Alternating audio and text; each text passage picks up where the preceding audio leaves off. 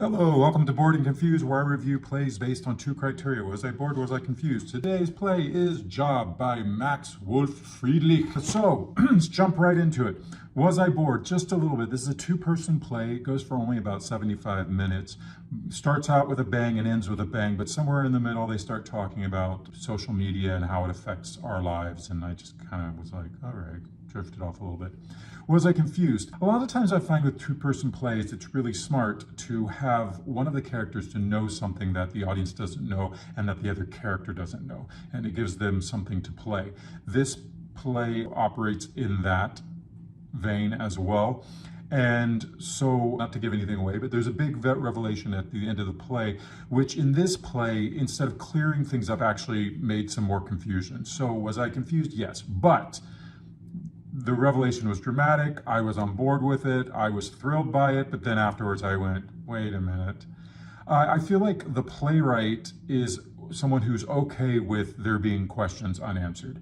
And normally I'm fine with that, but sometimes it can feel a little bit lazy on the playwright's part. Like they didn't really dive into their story and figure out all the ins and outs, and they're kind of just relying on the actors or the director or the audience to connect the dots. And in this case, the revelation, you're left with only two options. Either it's a huge coincidence or something was planned by design. But the more you think about it being planned by design, you're like, it just doesn't make sense. So then we're left with it just having been a huge coincidence.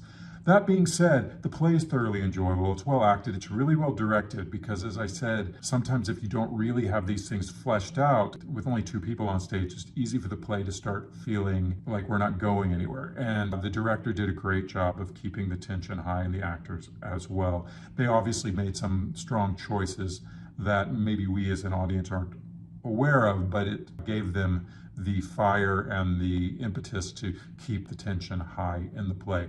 Overall, this was a very enjoyable play that I recommend you go see. I've been wanting to see this for a while. I think it was at Soho Playhouse, and then it came to the Connolly Theater for a limited run, but it sold out, so they brought it back again, and great. Let's support independent theater. Let's go off-Broadway. Let's see new playwrights. This was a really fun outing of theater, and it's only 75 minutes, so what you got to lose?